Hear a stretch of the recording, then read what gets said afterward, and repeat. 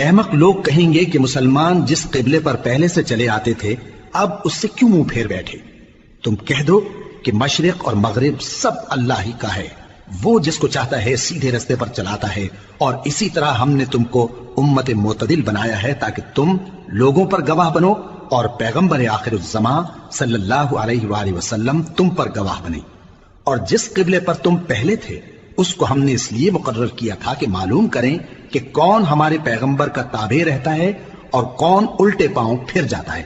اور یہ بات یعنی تحویل قبلہ لوگوں کو گراں معلوم ہوئی، مگر جن کو اللہ نے ہدایت بخشی ہے وہ اسے گراں نہیں سمجھتے، اور اللہ ایسا نہیں کہ تمہارے ایمان کو یوں ہی ضائع کر دے۔ اللہ تو لوگوں پر بڑا مہربان ہے، صاحب رحمت ہے۔ اے پیغمبر صلی اللہ علیہ وآلہ وسلم،